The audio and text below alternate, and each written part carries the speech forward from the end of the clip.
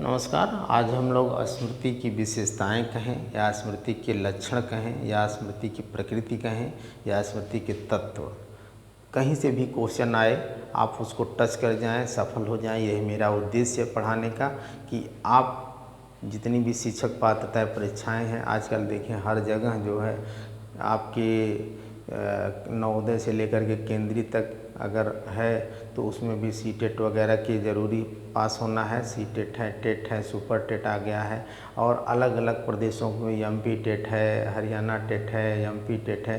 तो टीचर पात्रता परीक्षा यानी शिक्षक पात्रता परीक्षा, टीचर एलिजिबिलिटी टेस्ट जो आपके हैं, तो क्वेश्चन कहाँ से पूछ देगा। यह अब जितने भी बच्चे बढ़ रहे हैं कंपटीशन वैसे वैसे कठिन होता जा रहा है। तो उसको आप देखेंगे हम कुछ लोग कुछ जो है जैसे नेचर ऑफ मेमोरी या स्मृति की प्रकृति कहते हैं, इसको विशेषताएं भी आप याद कर लेंगे। विशेषताएं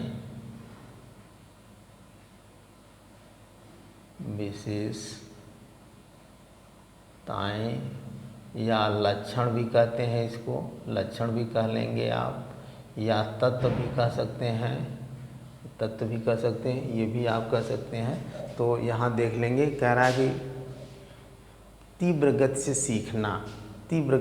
सीखना मुख्य पहली बात है। स्मृति की पहली विशेषता ये है कि आप किसी भी तत्व को, किसी भी बात को, किसी भी फैक्टर को, किसी भी सब्जेक्ट को अगर तीव्र गति से सीख रहे हैं तो आपकी स्मृति अच्छी मानी जाएगी। जितने भी लोग हुए हैं, चाहे आप विवेकानंद से लेकर के एक तरीके से आप आइंस्टीन को ले ली, यानी जितने लोग भी सीखने की क्षमता जितनी अच्छी है आपकी, वो यानी यह पहला तत्व है सीखना जो है। अगर जितनी अच्छी आपकी स्मृति होगी उतनी तेज़ी के साथ आप उसको सीखेंगे। जैसे सुंदर पिचाई जो है इसमें गूगल के सीईओ हैं और वो तमिलनाडु के रहने वाले थे। इसमें सबसे ज़्यादा सैलरी पूरे एक तरीके से भारत के लोगों को, अगर विदेश में अमेरिका में वो तो सेटल हो गए हैं, कंप्यूटर के वो हैं और IITians थे। मेटलर्जी हालांकि उनका सब्जेक्ट था, लेकिन उसके बाद वो कंप्यूटर में भी उनकी रुचि थी। तो वह शुरू से ही वह जब उनके गांव में लैंडलाइन फ़ोन हुआ करता था उस ज़माने में, तो पूरे गांव का एक बार फ़ोन लगाने के लिए लोग उनसे कहते थे और वो चीज़ उसको सीख लेते थे। फिर जैसे कहीं ना फ़ोन नंबर वगैरह जो होता है याद कर लेते हैं लोग, तो उसको वह अपने घर का ही याद करते हैं। अब 1-2 नंबर लिए पूरे गांव का नंबर, उनकी स्मृति इतनी अच्छी थी। वही चल कर के आगे चल कर के आज जो है हमारे देश का नाम रोशन कर रहे हैं। तो इस तरीके से विवेकानंद जी को आप देखें कि सीखने की इतनी अच्छी थी कि एग्ज़ाम होने से एक दिन पहले जो है मैथ का पेपर हाई स्कूल का होने वाला था और एक दिन पहले उनको मैथ की बुक्स दी गई और पूरी बुक्स को पढ़ डाले और जब परीक्षा दिए तो टॉप कर दिए थे। तो क्या था भाई, पहला फैक्टर होता है, उसमें पहला तत्व होता है, पहली लक्षण होती है सीखना। तीव्र गति से सीखना, पढ़ते जा रहे हैं आप, सीखते जा रहे हैं, याद होता जा रहा है आपको, ठीक है। वो आपका पहला है स्मृति की प्रकृति में। दूसरा अस्थाई धारणा, उसी का सेकंड जो आपका तत्व है, सेकंड लक्षण है कि अस्थाई धारणा, यानी आपके दिमाग में वह चीज़ जो है अस्थाई रूप से क्लियर धारण हो जाए। नाम से ही स्पष्ट है, आप समझ लेंगे इस चीज़ को कि भाई सीखा कोई चीज़ और वह चीज़ हमको याद हो गई। चाहे छोटे बच्चे हैं, टेबल्स या पोएम्स या स्टोरी है या इस तरीके से कोई भी क्वेश्चन आंसर है, तो जो सीख लिए कोई लेसन को, तो वह चीज़ जो है उनको अगर याद हो गई तो अस्पष्ट धारणा उनको हो गई, अस्थाई धारणा उनके दिमाग में हो गई। उत्पादकता या उपादेयता, तीसरा नाता है जो है इसकी प्रकृति के तत्व आते हैं कि भाई जब जो चीज़ आप सीख लिए, दूसरे नंबर पे उसको धारण कर लिए। अच्छी स्मृति की पहचान है कि अच्छी धारण करना, उसको आपको ग्रहण कर लेना, याद कर लेना ना, ठीक है, अपने दिमाग में उसको, यानी आप चेतन मन से पढ़ते हैं और अचेतन मन में आपका जो है आ जाता है वो। तो अचेतन मन से वह जो है कह रहा है कि जब ज़रूरत पड़े तो आपके अचेतन मन से फिर चेतन मन में आ जाए। तो अच्छी स्मृति की पहचान यही होती है कि जब ज़रूरत पड़े आपकी याद की हुई बातों को पुनः आप अपने दैनिक जीवन में उसका प्रयोग कर लें। जैसे आपने टेबल याद किया है, आपको गूढ़ा लगाना है, भाग लगानी है, तो आप फिर उस गूढ़े का प्रयोग किसी भी संख्या का पहाड़ा याद किया है, पहाड़े का प्रयोग गुणा लगाना, भाग लगाना, तो उसमें आप उसको कर सकते हैं।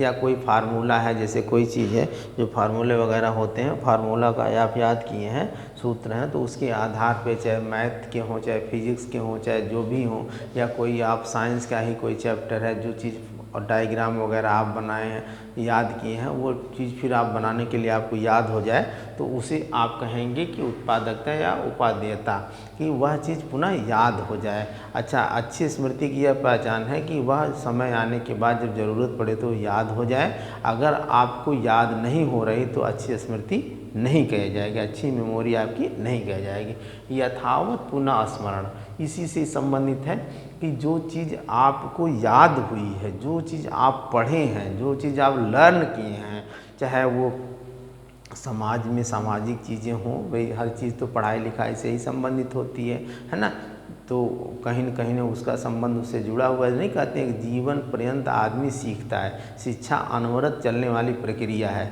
जब तक आदमी की डेथ नहीं हो जाती तब तक वह सीखता रहता है।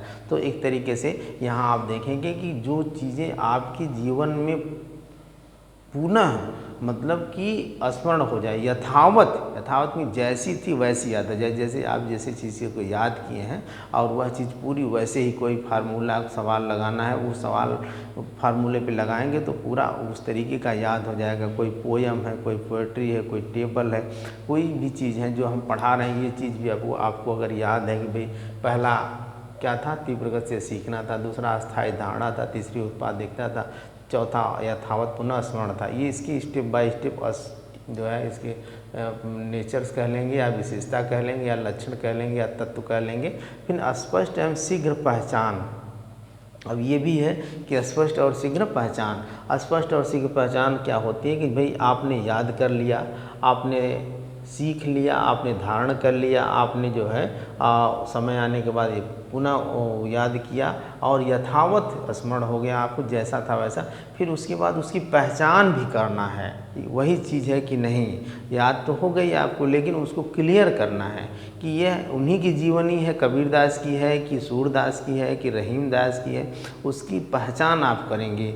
हिंदी में देखें, अगर मान लीजिए मैथ वगैरह में, तो आप देखेंगे कि क्षेत्रफल निकालने के ये फार्मूले हैं, परिमाप निकालने के लिए फार्मूले हैं, तो किसी की परिधि, वृत्त की परिधि निकालने के लिए फार्म, तो उसकी आप पहचान, जो चीज़ आपने लर्न किया है, जो चीज़ आपने याद किया है, उस चीज़ को यथावत जब आप जो है स्मरण करके और उसकी शीघ्र पहचान कर लेंगे, तो आपका पांचवा तत्व था कि स्पष्ट एवं शीघ्र पहचान कर लेना। ये अच्छी स्मृति की पहचान हो जाती है, अच्छी स्मृति की प्रकृति या विशेषताएं या लक्षण या तत्व हो जाते हैं। फिर कहते हैं व्यर्थ की बातों का विस्मरण करना। क्या करना? व्यर्थ की बातों का विस्मरण करना। अब देखेंगे कि बहुत लोग ऐसे हैं जो बहुत सुपर टैलेंटेड हैं, और लेकिन वो व्यर्थ की बातों में इंटरेस्ट नहीं लेते हैं। जैसे आप देखते हैं कि नहीं कहते हैं कि भाई अरे ये तो असामाजिक हैं। असामाजिक का मतलब समाज से उनको लेना देना नहीं, क्योंकि समाज भी कभी कभी आप देखेंगे जो लोग समाज की से ज़्यादा लगाव रखते हैं, तो समाज क्या करता है कि अगर आपका कुछ आप आगे जा रहे हैं तो आपको लोग हाय करेंगे, अगर आपका काम बिगड़ गया है तो आपको लोग हंसेंगे। तो बहुत ज़्यादा समाज के साथ भी चलना, समाज के साथ भी उठना बैठना एक तरीके से बहुत अच्छी चीज़ नहीं है। आप अपने से अगर अच्छे हैं, आपके मन मस्तिष्क से, पहली चीज़ तो यही है कि आप अपने दिमाग से सोच लीजिए किसी चीज़ को। अगर उस चीज़ में आप अच्छे से सोच रहे हैं, आप ईश्वर में विश्वास करते हैं, आप जीव जंतु एक तरीके से जो भी धार्मिक 5 हैं, सत्य, अहिंसा, अस्तेय, अपरिग्रह, ब्रह्मचर्य का आप पालन करते हैं, सारे धर्मों का मेन सील गुण यही 5 ही है। अगर उसमें आप विश्वास करते हैं तो आप समझ लीजिए कि आपको जो व्यर्थ चीज़ें हैं उसमें आप जो है इंटरेस्ट नहीं लेंगे, चाहे वो कोई भी चीज़ हो। जैसे लोग कहते हैं ना कि एक बार यानी अच्छी स्मृति की बात थोड़ा सा देख लेते हैं कि जो अच्छी स्मृति है कि वो व्यर्थ चीज़ को वो लोग विस्मरण कर देना ही अच्छी चीज़ स्मृति की पहचान होती है। कि व्यर्थ बातें उनको याद न रहें, भाई अच्छी बातें याद रहें जो उनके जीवन के लिए उपयोगी हैं। तो कहीं होता ना कि झगड़ा हो रहा है, जो लोग उस तरीके के हैं, वैज्ञानिक दृष्टिकोण वाले हैं या इस तरीके से बुद्धिजीवी हैं, तो क्या मतलब यार छोड़ो जाने, तो पी करके लड़ रहे हैं, ऐसे झगड़ा कर रहे हैं, उनका तो यही पेशा ही है इस तरीके। या कभी कभी होता है ना कि किस चीज़ पे फोकस किए तो उसी चीज़ को सोचते हैं और चीज़ों से उनसे मतलब नहीं रहता। नहीं कहते हैं वैज्ञानिक लोग आधे पागल होते हैं। जैसे एक बार अब आइंस्टीन जी महान वैज्ञानिक थे, सबसे बड़ा सुपर दिमाग था लोग उनका। IQ जब निकाला गया तो सबसे ज़्यादा IQ उन्हीं का था। तो अब तक में सबसे बड़ा दिमाग अगर माना गया तो आइंस्टीन का माना गया। इसके पहले भी लोग बताते हैं, अध्यात्म क्षेत्र में आप जाएंगे, अध्यात्म क्षेत्र में बताते हैं कि भगवान श्री कृष्ण का सबसे बड़ा दिमाग था। लेकिन भाई उस समय तो माप तो था नहीं, दिमाग को कैसे मापा जाएगा। लेकिन एक तरीके से उनकी लर्निंग पावर, उनकी बोलने की क्षमता, यानी इतना उनको ज्ञान था। तो उसके बाद दूसरे नंबर पे आते हैं जो एक तरीके से तो ये थे भगवान बुद्ध को भी लोग कहते हैं कि इनके पास भी बहुत ज़्यादा नॉलेज था, बहुत बड़ा दिमाग था, बहुत चीज़ें इनको याद रहती थी, हर प्रश्नों का उत्तर ये दे देते थे। और इस मतलब वर्तमान में तो नहीं है, लेकिन एक तरीके से कहेंगे कि मतलब इस समय की बातें जो हैं, अभी कुछ समय पहले जैसे गांधी वादी के समय थे आइंस्टीन जी, तो उस समय आइंस्टीन जी का दिमाग सबसे बड़ा था। तो एक बार आइंस्टीन जी ट्रेन में सफ़र करते रहते हैं, तो टीटी आता है टिकट चेक करने के लिए। तो वो पूछता है कि टिकट, तो आइंस्टीन जी टिकट खोजने लगते हैं। तो जब टिकट नहीं मिलता है तो फिर वो जो टीटी होता है वो पहचान जाता है कि अरे ये तो महान वैज्ञानिक अल्बर्ट आइंस्टीन जी हैं। कहता है सर कोई बात नहीं है, नमस्कार, मैं जा रहा हूँ, आप बैठिए, आप इतने महान वैज्ञानिक हैं, टिकट आपसे कौन लेगा, चलिए कोई बात नहीं।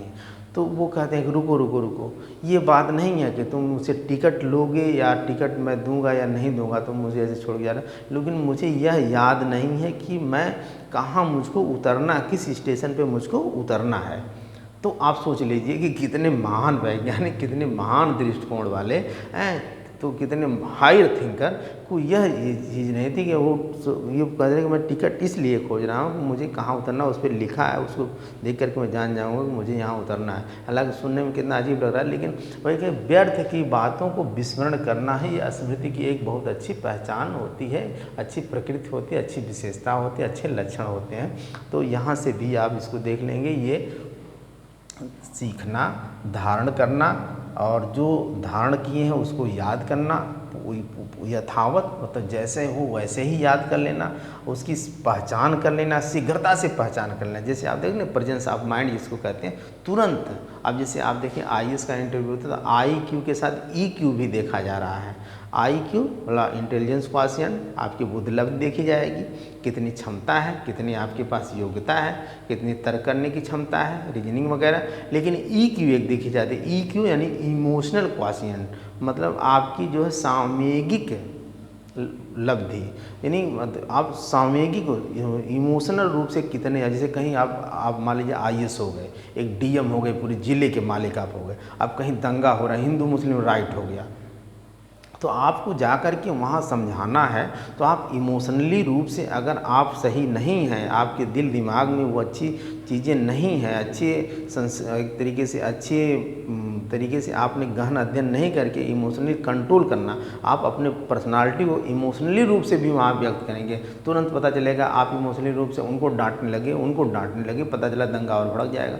तो इमोशनल टेस्ट भी हो रहा है, एक तरीके IQ के साथ साथ EQ भी हो रहा है। तो इस तरीके से ये स्मृति की प्रकृति कह लें, विशेषताएं कह लें, लक्षण कह लें, तत्व कह लें। ये आज के लिए इतना ही, धन्यवाद।